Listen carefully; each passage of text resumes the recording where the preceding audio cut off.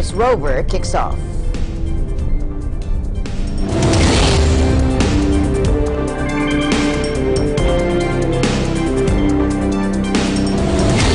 Amama Angeles, wherever you're watching from around the world, thank you very much for joining us tonight. And now to the news.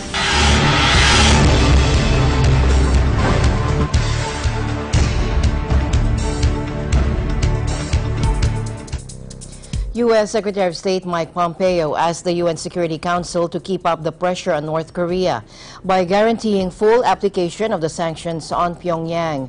Pompeo, in a statement to the media, said that this punishment should not let up until North Korean leader Kim Jong-un keeps his promise to proceed towards denuclearization. The countries of the Security Council are united on the need for final, fully verified denuclearization of North Korea, as agreed to by Chairman Kim. Strict enforcement of sanctions is critical to our achieving this goal. Members of the UN Security Council, and by extension all UN member states, have unanimously agreed to fully enforce sanctions on North Korea, and we expect them to continue to honor those commitments. The U.S. reported last week to the UN that North Korea was violating the sanctions imposed on it, importing more petroleum products than the amount permitted by means of ship-to-ship transfers on the high seas.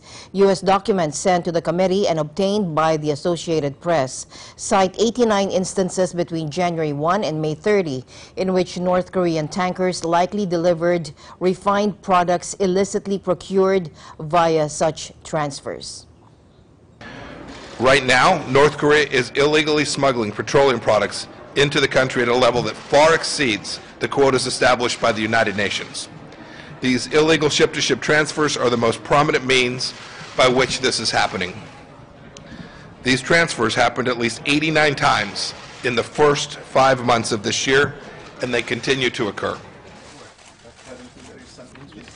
Nonetheless, Pompeo told reporters after meeting behind closed doors with the 15 council members that President Trump remains upbeat.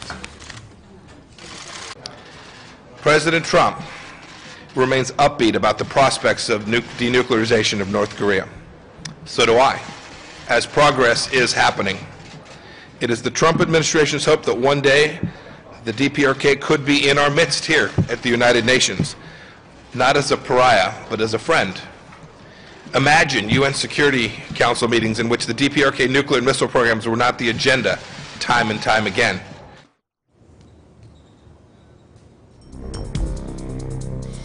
Meanwhile, on the announcement that President Trump will be meeting Russian President Vladimir Putin at the White House in the fall, this is what Mr. Pompeo said. We have our senior leaders meeting all across the world with people that we have deep disagreements with. It is incredibly valuable to the people of the United States of America that President Putin and President Trump continue to engage in dialogue to resolve the difficult issues that our countries face between each other. I think this makes enormous sense, and I'm very hopeful that that meeting will take place this fall. There was a discussion between President Trump and President Putin about the resolution in Syria and how we might get the refugees back. The President shared with me the conversations that they'd had. It is important to the world that at the right time, through a voluntary mechanism, these refugees are able to return to their home country. It's what we've all been working on. It's what the UN has been working on, with Stefan de Mistura working on that very same problem set. And President Putin and President Trump did discuss that. There's lots of work to do to figure out how to implement that, but the United States certainly wants to be part of help achieving that resolution in Syria.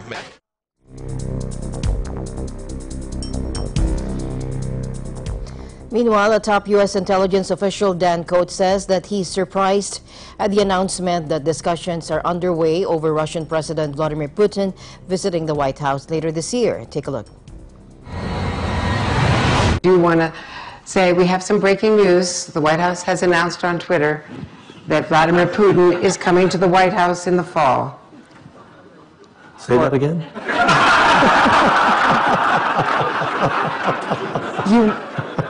Vladimir Putin coming Did I to hear the... you? Yeah. Okay. Yeah. That's going to be special. Were you aware of that? Just want to clarify, because you I didn't think seem to be. based on my reaction, I wasn't aware of that. Okay.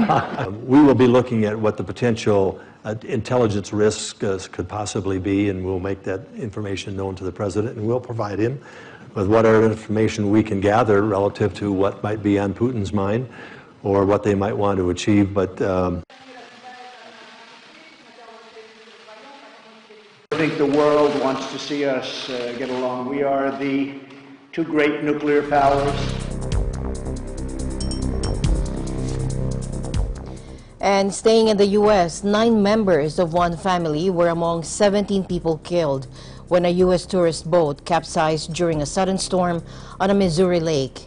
This is what relatives told U.S. media, with accusations they were told there'd be no need for life jackets. Take a look.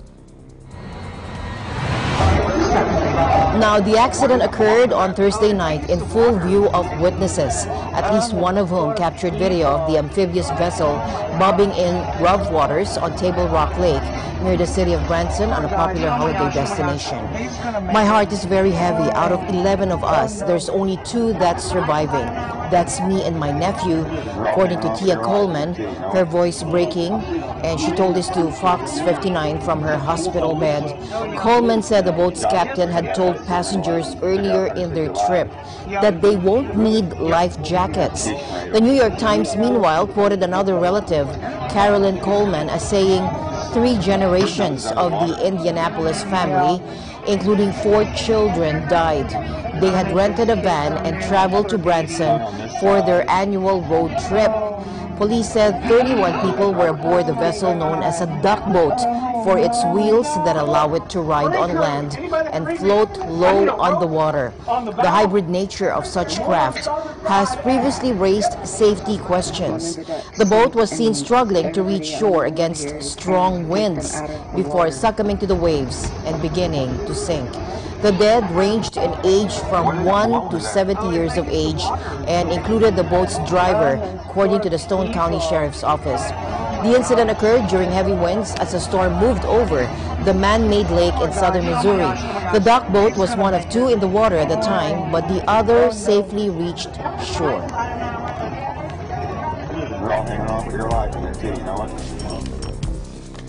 Okay, now to the Philippines. Some areas along the stretch of Commonwealth Avenue in Quezon City will be closed to traffic for the upcoming 3rd State of the Nation address of President Duterte.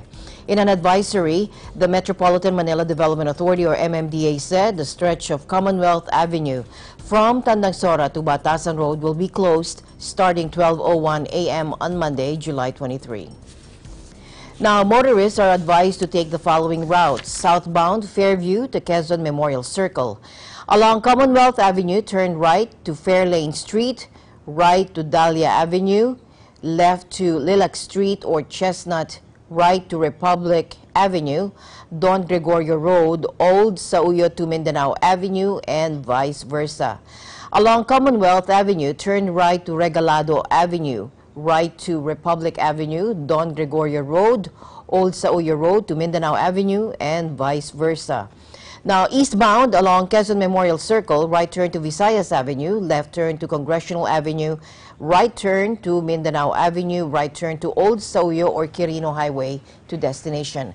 Along Quezon Memorial Circle, right turn to North Avenue, right turn to Mindanao Avenue, right to Old Sauyo Road or Quirino Highway to destination. Earlier, police urged the public to avoid the roads near the area of the Batasan complex in Quezon City, as several groups plan to hold protest rallies on Monday. Adverse weather conditions brought about by Tropical Storm Henry and severe Tropical Storm Inday have so far affected 46,877 families in 222 barangays in Ilocos, Central Luzon, Western Visayas, Calabarzon, Mimaropa, and the National Capital Region. In an update released by the National Disaster Risk Reduction and Management Council, Executive Director Ricardo Hojalad said the 46,877 families consist of 190,081 individuals. Of these, 711 families, or 2,581 persons, are being assisted in 34 evacuation centers, while 39,126 families, or 166,322 individuals, are receiving help outside evacuation centers. According to Jala, the casualties from the two weather disturbances are still being verified. He also reported that the 207 areas in Ilocos, Central Luzon, Calabarzon, Mimaropa, the Cordillera region, and NCR were flooded.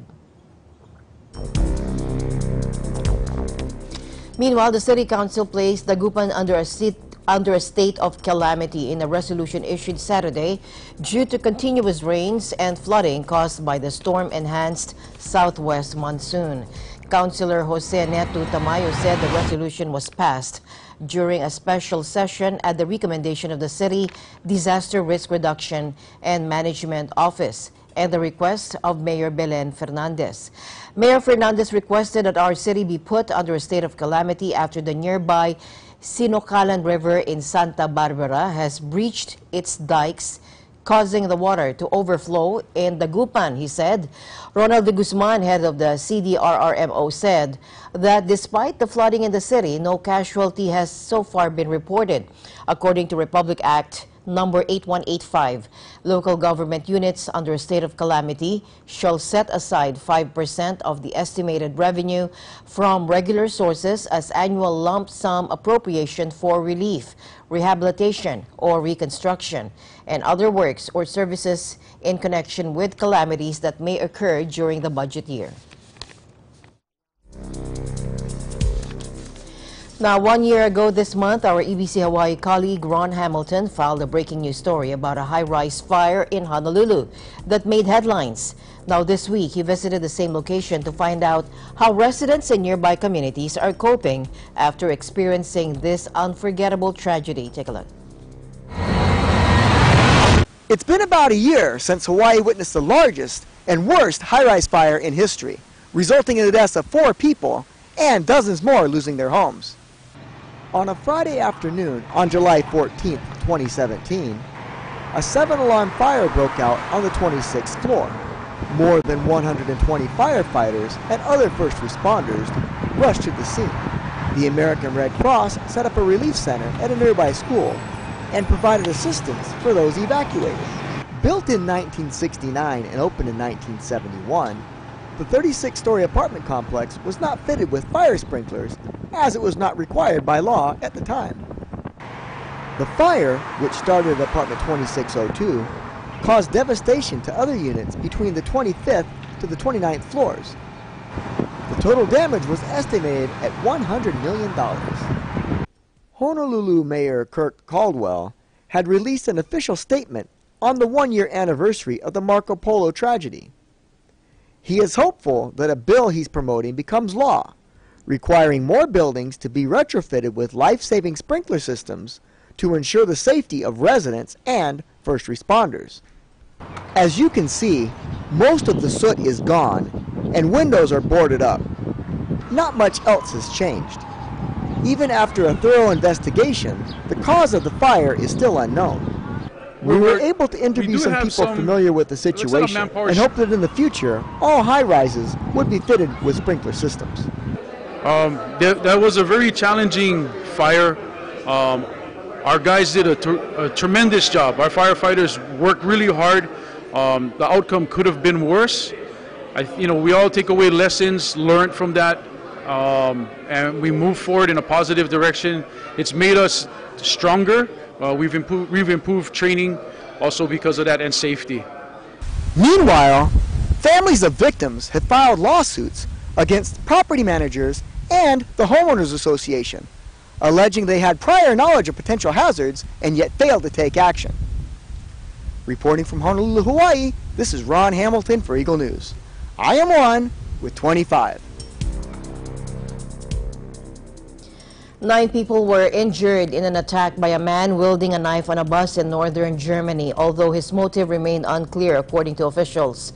The packed bus was on Friday heading in the direction of Travemünde, a popular beach destination close to the city of Lubeck, when a man pulled the weapon on passengers, according to Lubeck Chief Prosecutor Ulla Hengst.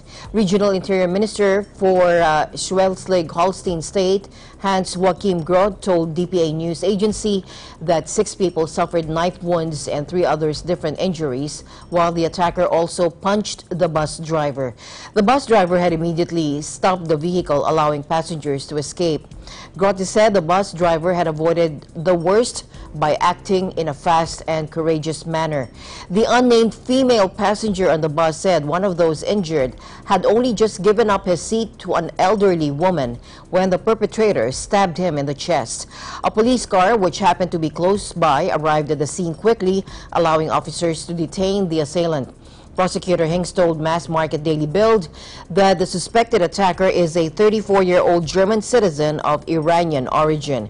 DPA reported that the man ignited a bag he was carrying with fire accelerants. There was no trace of explosives. Police from Schleswig-Holstein said on Twitter that people were injured. No one was killed. The perpetrator was overpowered and is now in police custody. While the motive has not yet been established, Germany has been on high alert after several deadly Islamist extremist attacks. Security services had long warned of the threat of more violence after several attacks claimed by the Islamic State jihadist group, the bloodiest of which was a truck rampage through a Berlin Christmas market in December 2016 that left 12 people dead. In other news, Peru swore in a new attorney general after the publication of a series of audio recordings sparked the resignation of several top officials amid a growing scandal over the sale of sentences and influence peddling. No permitiremos interferencias de ninguna clase. Seremos celosos de la autonomía institucional. Respecto a las presiones políticas, mediáticas, amicales o de cualquier otra índole que pretenda alterar de alguna manera el orden, el normal curso de las investigaciones, la persecución del delito y el interés público. Juro por Dios desempeñar fielmente los deberes.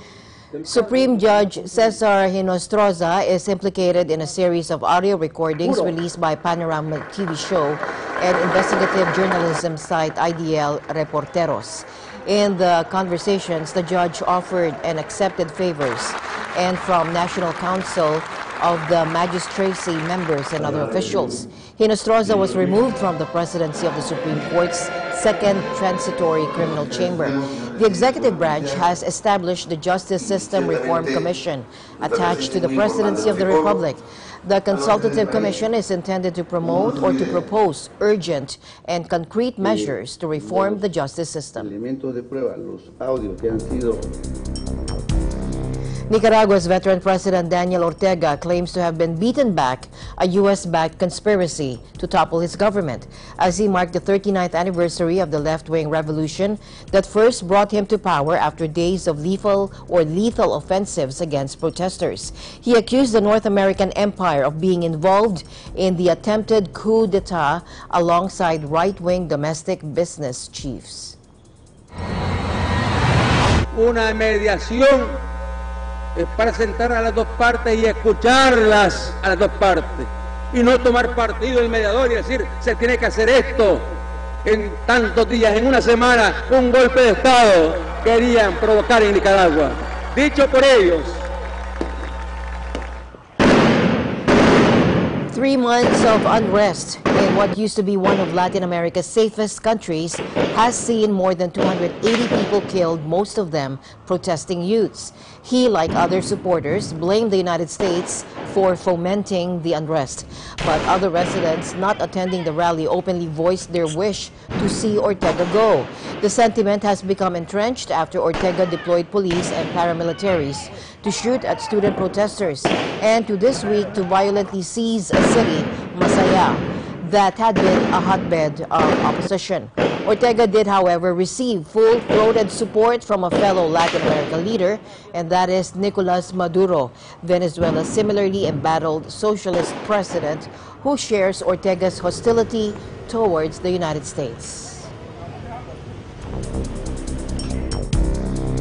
In other news, Guardians of the Galaxy franchise director James Gunn has been axed from the third movie over a series of offensive messages posted on Twitter several years ago. The tweets, mainly from 2008 and 2011, joked about taboo topics such as rape and pedophilia. Gunn, who has deleted his account, described himself as a very, very different person than when he wrote the tweets, now focusing on love rather than anger. Gunn directed both Guardians of the Galaxy films and was planning to head to San Diego's huge annual Comic-Con fan convention this week with a secret film project that he had teased on Instagram. Guardians of the Galaxy Volume 3 is due out in 2020.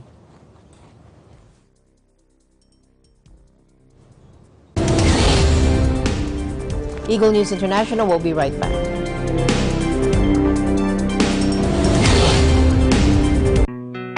Health is our most important asset, and it should always be a constant effort to seek ways to take care of it. That includes professional medical help from the best available.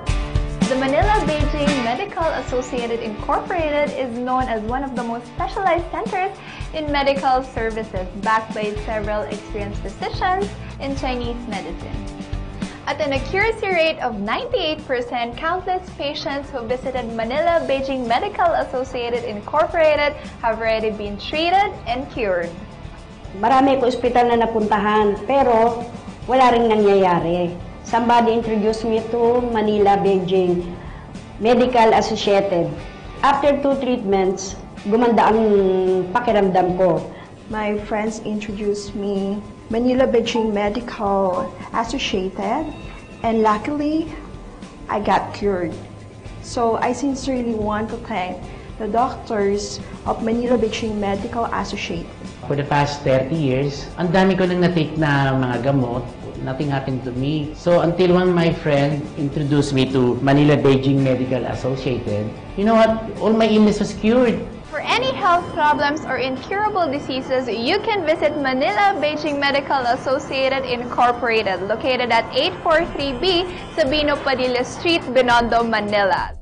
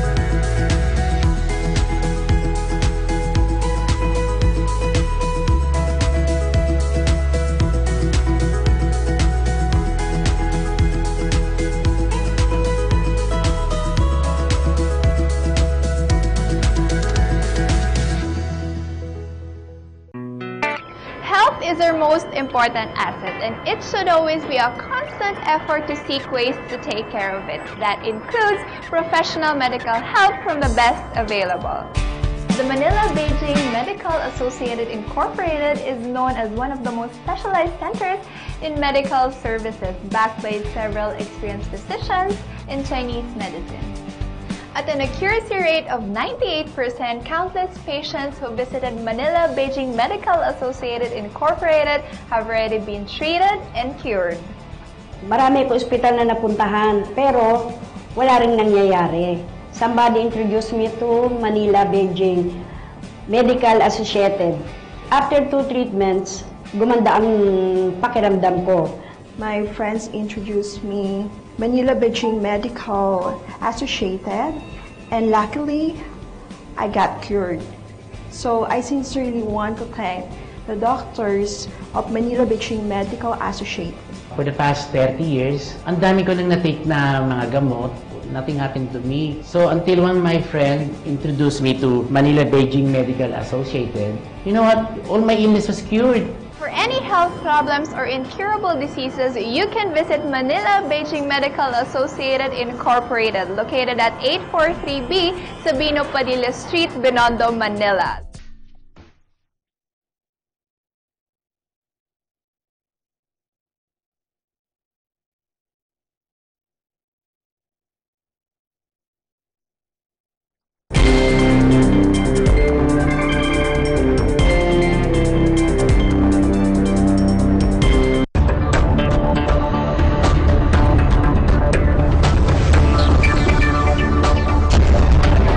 For business news, this is Cesar Vallejos.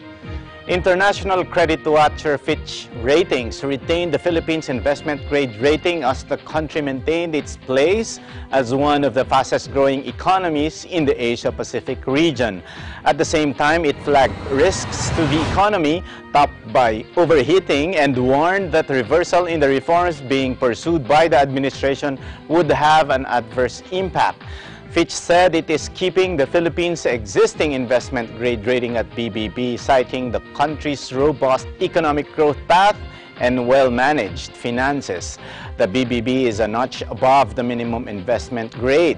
The rating was assigned a stable outlook, which means that the investment grade rating of the Philippines is likely to remain unchanged within the next 12 to 18 months. The ratings agency forecasts local economic growth to pace at 6.8% for the next 2 years, while the forecast is below the government's 7% to 8% target range. Fitch said that the Philippines will remain to be a bright spot in the region in the next few years. Finance Secretary Carlos Dominguez III said the rating affirms their direction toward revamping the local tax system for the overall benefit of the country. The local business process management sector's largest customer is the United States, according to the Philippine Statistics Authority. In 2015, PSA data showed the BPM industries generated a total income of 461.4 billion pesos. Nearly half of this amount is generated from foreign transactions. Across the globe, the United States of America contributed the largest part of income, sharing 126.5 billion pesos, or more than 3/5 of the total income from transactions outside the country, the PSA said. This was followed by the Netherlands, contributing 17.2 billion pesos, or 8.4% of the total, and Australia 5.8%, or 11.99 billion pesos. Other countries that completed the top 5 clients of the BPM sector were the United Kingdom and Canada, which accounted for 9.76 billion pesos and 7.48 billion respectively.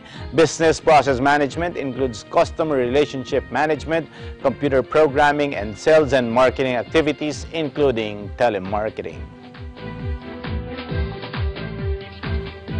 Jeff Bezos is the richest person in modern history. The Amazon.com founder's net worth cracked $150 billion in New York, according to the Bloomberg Billionaires Index. That's about $55 billion more than Microsoft Corporation co-founder Bill Gates, the world's second richest person. Bezos, 54, also has topped Gates in inflation-adjusted terms. The 100 billion mark that Gates hit briefly in 1999 at the height of the dot-com boom would be worth about $149 billion in today's best. That makes the Amazon chief executive officer richer than anyone else on earth since at least 1982, when Forbes published its inaugural wealth ranking. Bezos crossed the threshold as Amazon was preparing to kick off its 36-hour summer sales event Prime Day, which got off to a rocky start as glitches struck the firm's website and mobile app. Shares of the company, which had climbed to a record $1,841.95 earlier Monday, paired gains on the news, closing up 0.5% at $1,822.49. Bezos' stay above $150 billion mark may be short-lived. The stock slipped below $1,800 in extended trading after Netflix Inc. posted disappointing results, rattling tech investors.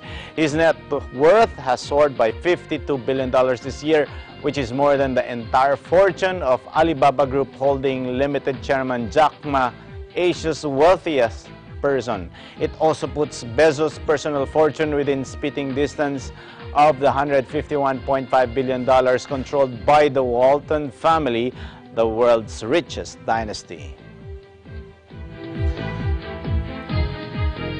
Overseas Filipino workers are increasingly allocating their hard-earned dollars to investments as they look for ways to fund their long-term goals. Bank of the Philippine Islands Asset Management and Trust Corporation said the number of their OFW remitters and beneficiaries who are into investments has tripled since 2013, the latest data showed. Bangko Sentral ng Pilipinas data showed 94.2% of Filipino households who are beneficiaries of remittances said they use the money sent by their OFW loved ones to purchase food and other household needs. Some 64% said they are also using remittances to fund for education. 46.9% use theirs for medical investment, 22.9% for debt payment, and 33.9% for savings. Only 5.2% of OFW households said they allocated parts of their remittances for investment.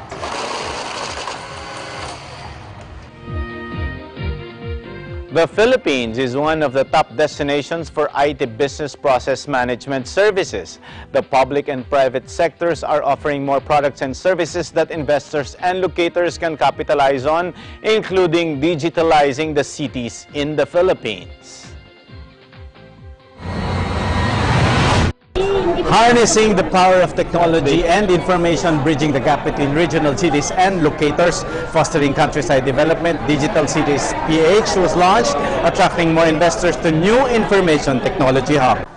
The Information Technology and Business Process Association of the Philippines, in partnership with the Department of Information and Communications Technology and the National ICT Confederation of the Philippines, launched the Digital Cities PH portal.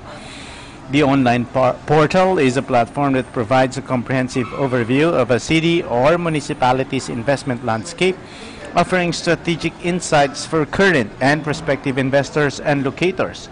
Its profile provides key information on talent, infrastructure, cost, digital transformation, innovation, ecosystem, and business environment. The region will be able to, with the help of the councils as well as the different establishments, be able to focus on your needs as well. The portal enables a collaborative space for business discussions, linking cities to stakeholders and investors on a global scale. For investors and locators, the portal provides access to key information about the cities and sees what specific sectors, products, or services they can invest in. As a result, business and investment hubs can be grown on a regional scale and foster inclusive growth for the country. Not just in Mindoro, but we'd also want to consider Occidental, Romblon, and Duque, and we're able to pool that talent together into a hub, which is in Calaban. And the town pools around college graduates of over 9,000, plus enrollees over a course around 55. Also launched was Digital Cities PH Playbook, a guide to developing and promoting ICT-enabled locations to foster localized development and support for the countryside that caters to the diverse and evolving needs of prospective locators. The playbook aims to give ICT councils and other local entities a guide to help them provide real-time and relevant information to locators and investors, which will be crucial in developing investor promotion materials and local ICT development plans. Moreover, the playbook will enable them to strategize, market their locations, and provide quality and seamless services to locators and investors. The Digital Cities PH platform and the playbook are one of the many key initiatives of the Digital Cities PH program, which focuses on the development of ICT-enabled hubs that will serve as business and innovation centers and investment destinations outside Metro Manila. Not just in Mindoro, but we'd also want to consider Occidental, Romblon, and Duque, and we're able to pool that talent together into a hub, which is in Calaban. And the town pools around college graduates of over 9,000, plus enrollees over course around 55. Reporting from Novotel for Eagle News International, this is Cesar Vallejos and I'm 1 with 25. The latest update to the International Monetary Fund World Economic Outlook sees a continued strengthening global growth environment, but noted that the balance of risk is turning negative. In the latest World Economic Outlook update, the IMF continues to project global growth rates of just about 3.9% for both this year and next, but judged that the risk of worse outcomes has increased even for the near term. The United States has initiated trade actions affecting a broad group of countries and faces retaliation or retaliatory threats from China, the European Union, its NAFTA partners, and Japan, among others.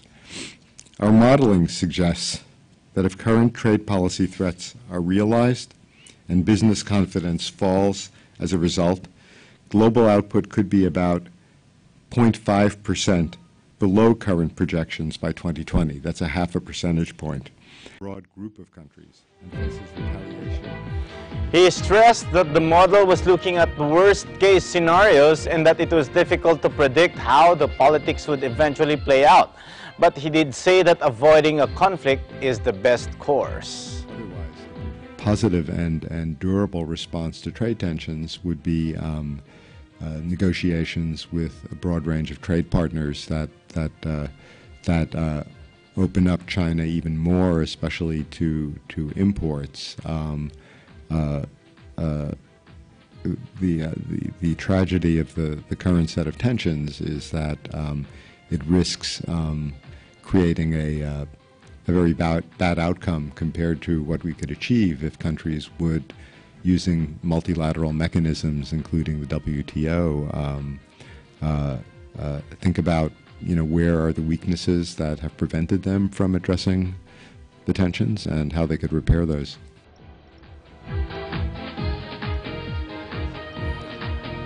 Obstfeld said U.S. growth will begin to slow from 2.9% this year to 2.7% in 2019 as the effects of tax cuts wear off.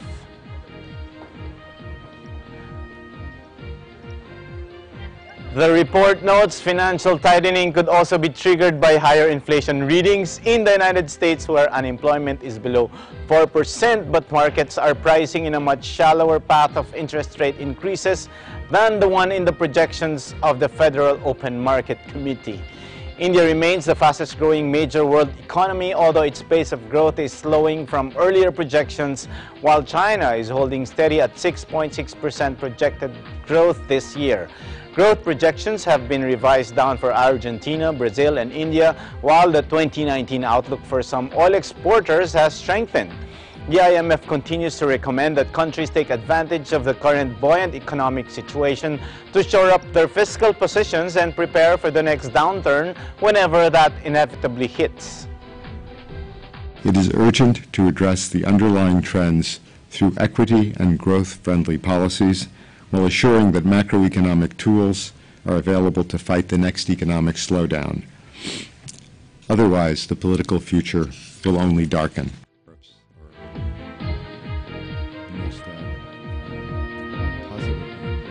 Immigration outflows from the developing world are part of those politics. Obstfeld said that stronger and more stable African and Latin American economies are part of the solution.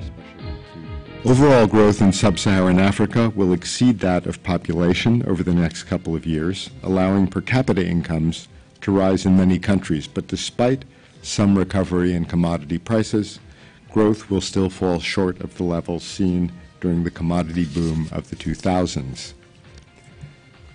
Adverse developments in Africa, civil strife, or weather-related shocks, for example, could intensify outward migration pressures, especially toward Europe. Japan and the EU signed a sweeping free trade deal Tuesday, saying they were sending a clear message against protectionism as Washington puts up barriers and threatens a trade war. According to the European Commission, the EU-Japan Economic Partnership Agreement is the largest trade deal ever negotiated by the EU and will create a trade zone covering 600 million people and nearly a third of global GDP. It also provides a stark counterpoint to U.S. President Donald Trump's aggressive America First protectionism, which has seen Washington impose trade tariffs on allies and rivals alike. Abe met with the European Commission President Jean-Claude Juncker and European Council President Donald Tusk in Tokyo on Tuesday to sign the EPA at the 25th EU-Japan Summit. The agreement was supposed to have been signed during the EU-Japan Summit in Brussels last Wednesday, but the meeting was cancelled by Abe due to the recent flooding disaster in Japan. I am proud that today we are taking our strategic partnership to a new level with two landmark agreements between the European Union and Japan, the Strategic Partnership Agreement and the Economic Partnership Agreement. We are putting in place the largest bilateral trade deal ever. This is an act of enormous strategic importance for the rules-based international order at a time when some are questioning this order.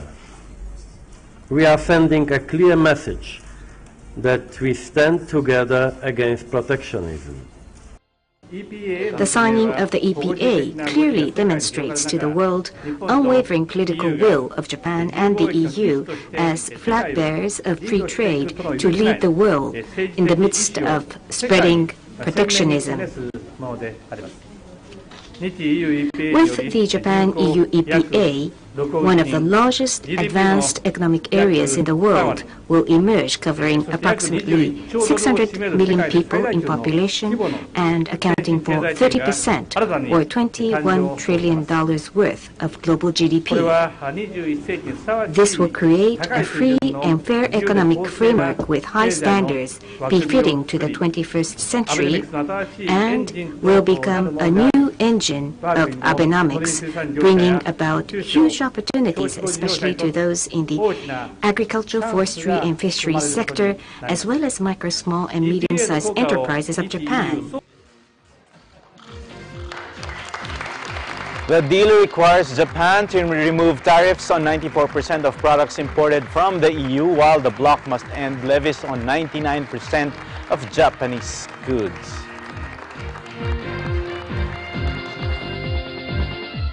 President Donald Trump on Friday launched a fresh attack on American trading partners, saying the EU and China were manipulating their currencies.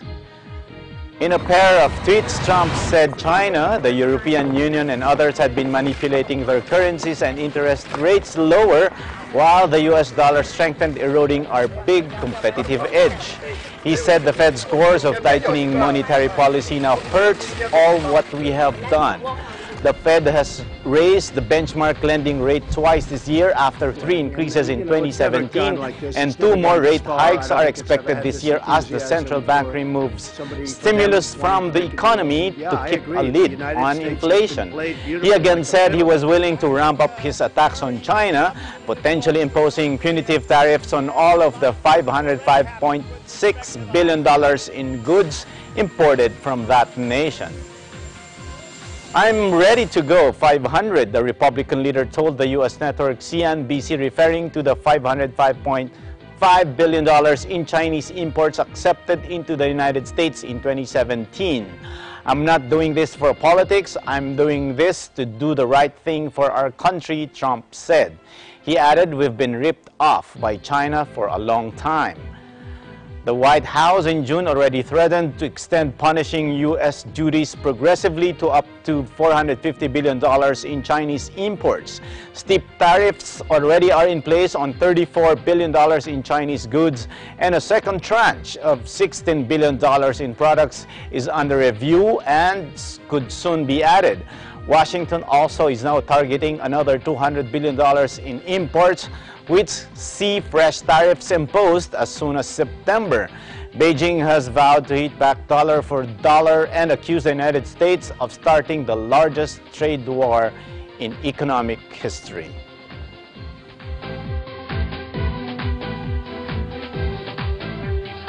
That's it for business news. This is Cesar Vallejos. I'm one with 25. Eagle News International will be right back. Stick with us.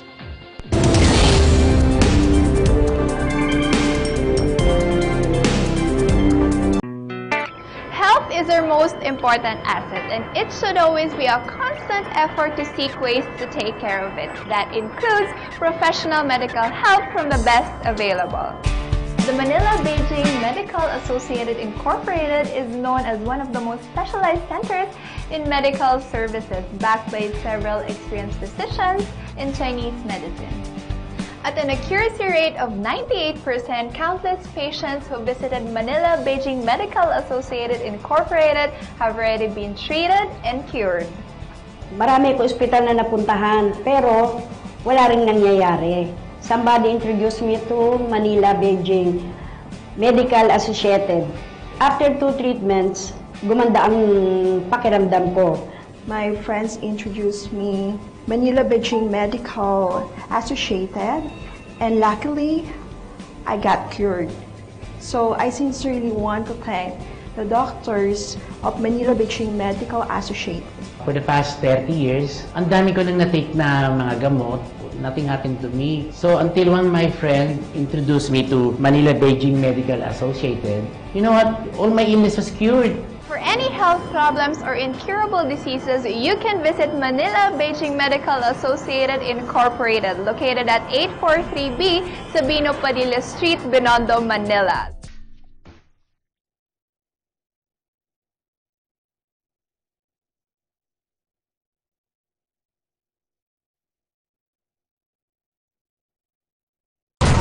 The machine is back at it. Guns N' Roses, not in this lifetime tour. Welcome to the rock spectacle of 2018 comes to the Philippines. November 11th, 2018 at Philippine Arena, Bulacan. Quick sale for fan club members on June 8th, 10 a.m. to 11:59 p.m. Public on sale June 9, 10 a.m. Don't miss Guns N' Roses. Brought to you by MMI Live and Prestige Worldwide. Welcome to the garden. A world that brings you back to that natural, carefree feeling of joy and happiness.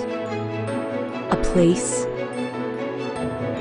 where art becomes your song to strengthen bonds. Creating your moments, kindling your passion,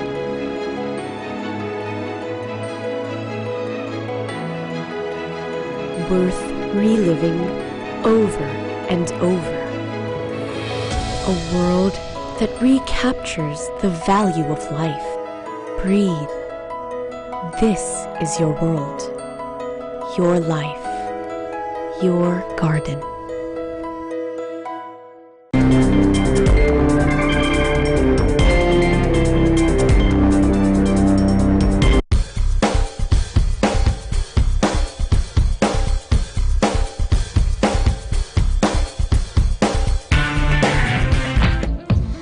Maybe you can help name Europe's life-hunting Mars rover if geography smiles upon you. The UK Space Agency has just launched a public competition to name the UK-built ExoMars rover, which is scheduled to launch toward the Red Planet on a life-hunting mission in 2020. The contest is open only to residents of ESA member states and associate members. So you're eligible if you live in Austria, Belgium, Canada, the Czech Republic, Denmark, Estonia, Finland, France, Germany, Greece, Hungary, Ireland, Italy, Luxembourg, the Netherlands, Norway, Poland, Portugal, Romania, Slovenia, Spain, Sweden, Switzerland, or the United Kingdom. The competition runs through October 10, as well as the honor of naming the rover. Whoever wins the competition will be toured around the Airbus facility in Stevenage, where the rover is being built. EBC-LA Bureau's Alan Basillaje takes us to the Electronic Entertainment Expo Day 2 and tells us all about the games. Alan? E3 boasts the latest technology, fastest hardware, and all the newest games, like these.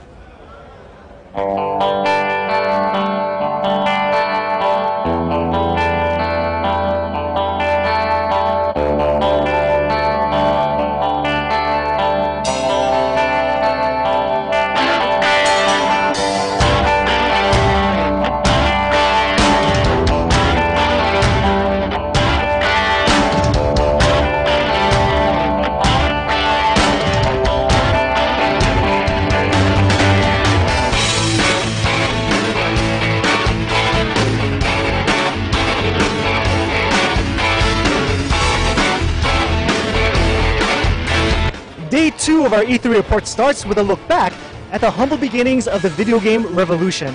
Helping the current generation connect with the past is John Hardy of the National Video Game Museum. For years we've been collecting and preserving the history. You know, we started out as collectors wanting to know more behind the games. So it wasn't enough just have the games, we wanted to know who wrote those games and you know what went on at the company, why did a game not come out or why did it change, or what were the stories that went on day to day, and that's kind of what got us all interested. I think the important lesson that's learned from the old days is there wasn't a lot of memory, right? So you couldn't spend a lot of time worrying about what it looked like. It just had to be fun, and you kind of had to use your imagination in your head. Oh yeah, that's my guy with a sword, and it was a little block, right? Or the dragon looks like a duck. 2004 was our very first exhibit. We were down in Kentia Hall. We had a live band. We were rocking the place. Yeah, listen, for folks who don't know, that hall was amazing, and it just opened up so much space back Kentia Hall was all these little companies. Everybody was trying to show, but it was creativity. It was almost like the indie area, right? Where, hey, check out this new product, check this out, and it was just all these small little companies. It was great. We appreciate what you do, and we're going to look forward to trying out retro classic but still superb video games. So JC, we actually caught you playing one of these retro classic games. What game were you playing? I was playing Cruisin' USA. And have you played that before? When I was a kid, years ago. You still look like a kid. What are you talking about? Thank you so much. Thank you. And so now being able to play it again, what kind of memories, feelings did it bring out from you? Well, I definitely feel like a 12-year-old again playing video games back in the golden days. It's very fun. It's always good to come back and experience the games that you grew up playing. One of the oldest video game companies in the world, Atari, is still keeping pace with today's ever-changing video game industry. We visited Atari's presentation to learn all about their lineup of games. So we're showing off Atari's first VR title, Roller Coaster Tycoon Joyride. Actively encourage you to look around. If you look over to your left, wow, you'll be able to see the landscape across the as you move around. So this, if you want to use your slow-mo now, how do you move it? L1. Oh, okay. You get really close up there. Yeah. So your gun was disabled for a little bit. That was my fault. Well, yeah, okay, I got greedy. I got anxious. You've got some jewels which affect rate of fire, how far you can shoot as well. What is this? I think there was some boosters. That was the resulting of the boosters that we just added to the track, just to make things a bit more interesting. So you could use the slow-mo there. You got caught out again. This isn't my proudest moment. Oh, I see the jewels. Now I see the jewels. If you get a high score on the leaderboards for the track that we've just run, I definitely did not get a high score. Then you would be able to upload that score to PSA. Okay. Literally, when I was looking around, I could see the environment all around me, and I learned too late, or gravitated towards the idea too late, that we were in a real environment, that I could just shoot things to my left, to my right. I didn't necessarily have to just focus on what was exactly in front of me. I mean, it's one of the games that we really encourage people of all ages to play. The real pull of enjoying Roller Coaster Tycoon is VR, and we're excited to be able to bring this game to a new audience. Black Desert Online is a popular MMORPG for the PC. But in a move that's sure to put a smile on Xbox One owners, Black Desert is prepped to be released on Microsoft's most powerful console ever. What's the advantage of having it come out for Xbox One? You can use them easily on your couch and use your controller with your TV. It's very good. Many MMORPGs target one enemy with one once, and if you attack, the one enemy will hit it. But it's just like an action game. You can slash many enemies at once, and you can do anything like combos and aerial or knockdown, and you can do anything. The one thing I do have to ask for is because I'm, the Access. I'm an invert access player. There wasn't an invert access option in the game. Are you going to have that in the Xbox version? I'll add if you want. Yes. Yeah, my combat suffered so much. I kept looking up and I had to go down. We have very long way to go. We will grow and more evolve every day and every year, every week.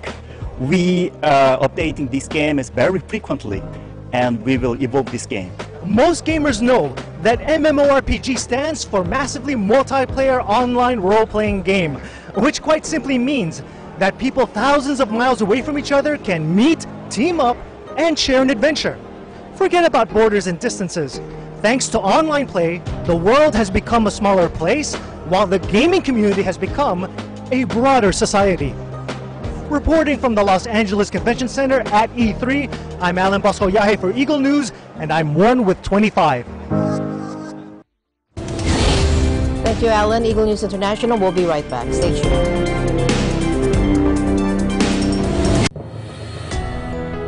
Welcome to the garden.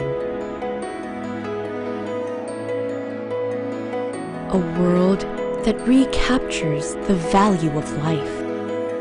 Creating your moments.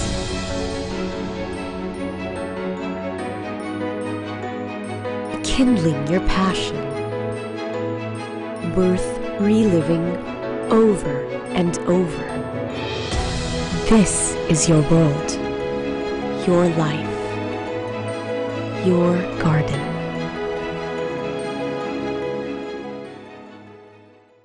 Tungkulin ng MTRCV ang mag-provide na appropriate ratings sa lahat ng TV shows. Para ugaliin ng pamilya ang responsableng panonood. Teamwork tayo, parents! Rated G, good for all. Oops, rated PG. Dapat may mga magulang para sagutin ang mga tanong ng kabataan. Grabe, rated SPG, maselan! Higpitan ang paggabay. Pag rated MTRCB, rated responsable.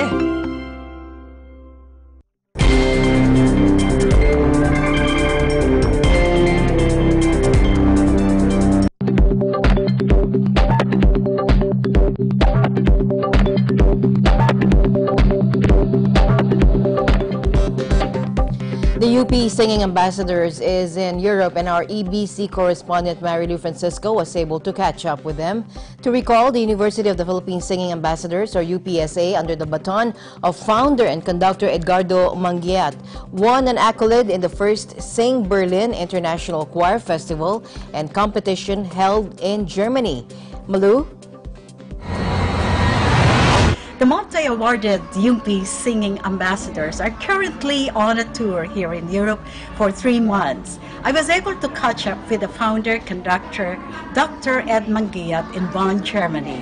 I asked him what the highlights are in this year's tour of Europe with the UP Singing Ambassadors.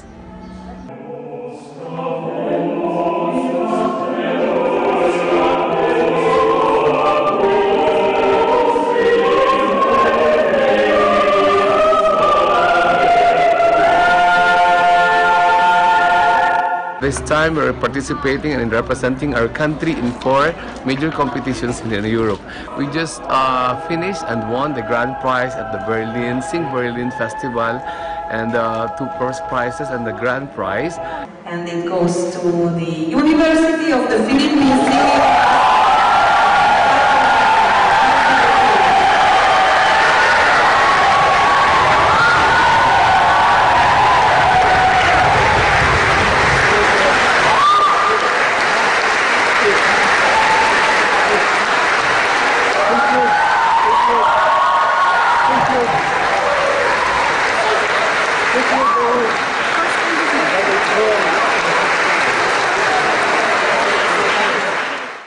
We're joining the competitions in Torrevieja, Spain, and we'll be joining the Habanera Polyphonica in Torrevieja, Spain, and then we're going to Florence, and then we're going to, the highlight of our tour is participation and representing our country in Arezzo, Italy, considered the most prestigious of the top 6 choir competitions in the world.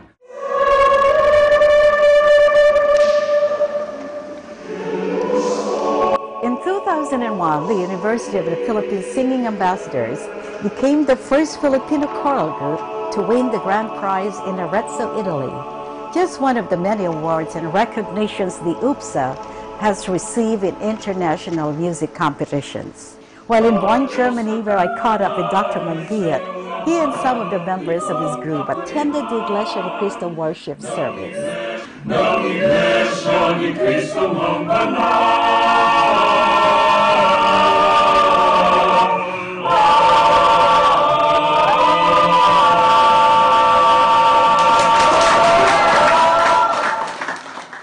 And even here, he and his group continued to inspire others through music. As part of their outreach program, they rendered songs to the great delight of the audience. Ang isang katulad mo, ako rin ba'y hinihiling mo? Dingding puso'y sumasamo, sinusumpa sa'yo, ikaw ang tanging dalangin ko. Besides singing, the University of the Philippines Singing Ambassadors also generously offered some voice training. And it is really a joy and really a fulfillment to meet our kababayans here, to meet new friends, because this is our own little way of ambassadoring through music and somehow in our own little way help uplift the image of our country. Of course, we know that the European community are very fond of music, and when they see that their friends have high musicality, nag-iiba po ang tingin sa atin. Ang natulad ko sa iyo, biro-biro ang simula, ang wakas pa lang ay ano. Ayaw ako, umigyan ay dito na, dahil sa iyo, puso kong ito'y binihag mo. When I see your face, the spot of it, then I must change, 'cause you're amazing, amazing, just the way you are.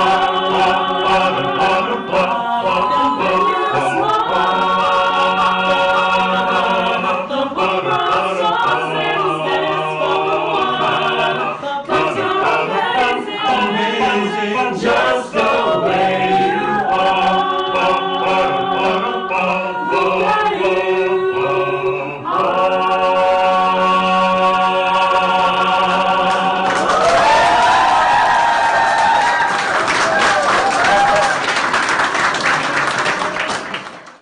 From Germany, the UP Singing Ambassadors will proceed to Spain, Italy, Switzerland, Belgium, and France.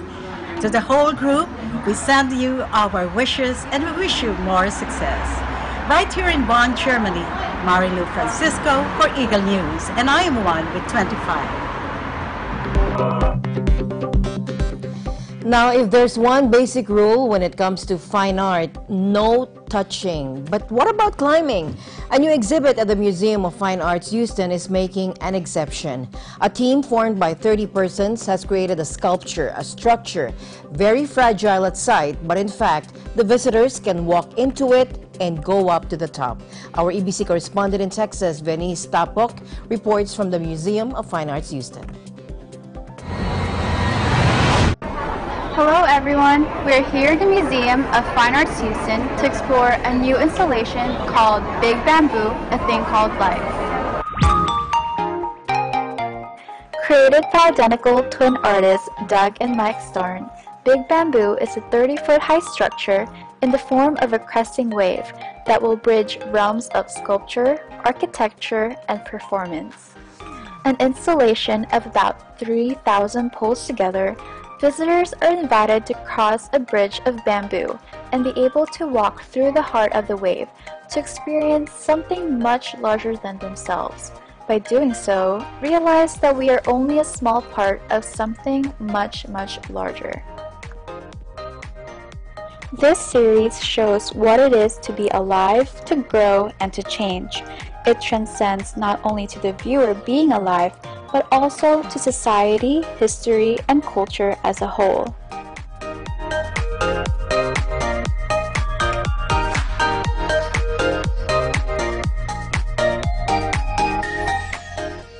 Doug Starn states, "The reason we had to make it so big is to make all of us feel small, or at least to awaken us to the fact that individually we are not so big.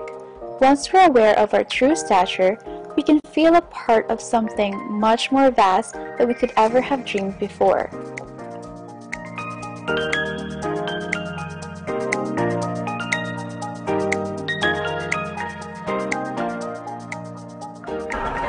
Reporting from Houston, Texas, I'm Krista Venice, your EBC correspondent, and I'm 1 with 25. Thank you, Krista. Meanwhile, ranked as one of the best outdoor festivals in the U.S., the 2018 California Strawberry Festival is a place where visitors can feast on truly unique strawberry cuisine like strawberry pizza and strawberry nachos. You can also listen to exciting live bands and enjoy carnival rides plus shows. Our EBC Los Angeles Bureau is at the scene. Take a look. Would you believe there are such things as strawberry nachos? Nope. What about strawberry pizza? Strawberry popcorn? Doesn't exist. Oh, but they do. And you can find them here at the 35th Annual Strawberry Festival in Oxnard, California. Right. Next you'll tell me they also have strawberry chimichangas too. Do you mean chimichangas? Yeah, that's exactly what I said. Celebrating all things strawberry, this festival is a jam-packed two-day event wherein over 60,000 guests are expected to consume an anticipated 1.5 million strawberries. Wow, that's a lot of strawberry seeds to get stuck between your teeth. Our strawberry nachos, it is a buñuelo chip. The buñuelos are covered in cinnamon and sugar. There is a strawberry topping, whipped cream, some crumbs on top, and it's topped off with the strawberry. The guests, when they taste the strawberry nachos, they are delighted by the flavor. They are surprised because when they think of nachos, they have a whole different idea of what a nacho might be. But when they see the strawberry nacho, it is a dessert dish, which is sweet, and it has a very pleasant taste to the palate. Well, it's a strawberry pizza, and so what we do is we take pizza dough and we fry it up, and then we put on some cream cheese marshmallow topping, and then we put on some fresh strawberries with some powdered sugar, some cinnamon sugar, some caramel, whipped cream, and chocolate. We do this as a fundraiser for Pacific Camps. So we're a nonprofit Christian child care agency here in the county, and we use this to help for our operating budgets and scholarships and just be able to help out families in the county. Well, we have a strawberry chimichanga. The strawberry chimichanga is a mixture of strawberries, sour cream, and cream cheese mixed together inside a flour tortilla, which is deep fried, and then rolled in cinnamon and sugar, and then drizzled with strawberry syrup and whipped cream and some more strawberries to go on top.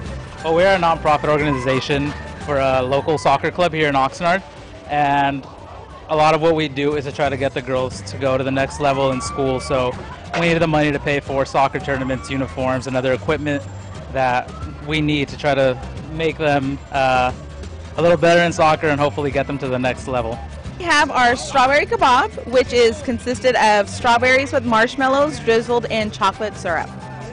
Well, we are the Oxnard Panthers, and our actual location is here in the south of Oxnard, so it's right in our backyard. No better way to support our organization than within our local community. This isn't your first time here, is it? No, I've been going here for about 10-15 years. What keeps you coming back? What's the appeal? My appeal is the food, the strawberry nachos, the strawberry pizza, strawberry this, strawberry tacos, the strawberry tamales. I mean, it's good. I mean, who doesn't like strawberry, right? Is this your first time at the festival? No. What keeps you coming back? It's really fun and they have a lot of great things here. Now, if you get your fill of strawberries and really couldn't take another bite, not to worry. There's plenty of non-strawberry themed food all over the festival grounds. I think mostly for me it's the lobster fries.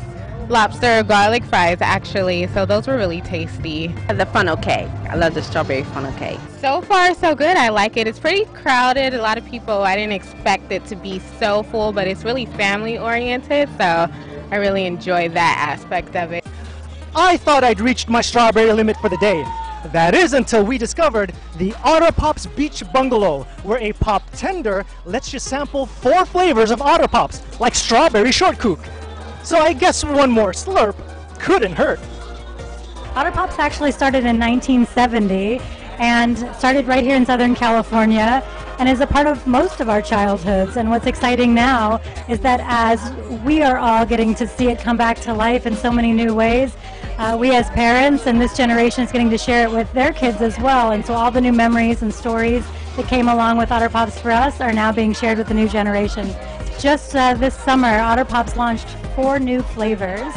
And there are 2 very exciting things. The new flavors are all actually part of a all coconut water line, which is delicious. But most importantly, the new flavors come with 4 new characters, 3 of whom are female. And not only are they female, but they're pretty rockin' female characters. And so now the entire cast of Otter Pops characters, all 10, represent a complete gender balance. And so we have 5 male and 5 female characters. We're spreading the world of girl power, but really gender equality throughout. Strawberry Shortcake is one of the originals. She's what we would call old school. And here at the Strawberry Festival, she is our hostess with the mostest and has been enjoying her day in the sun here.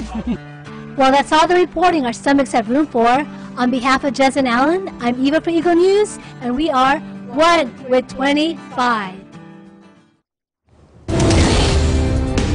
Thanks, guys, and that's it for tonight's broadcast. I'm Alma Angeles. I'm 1 with 25.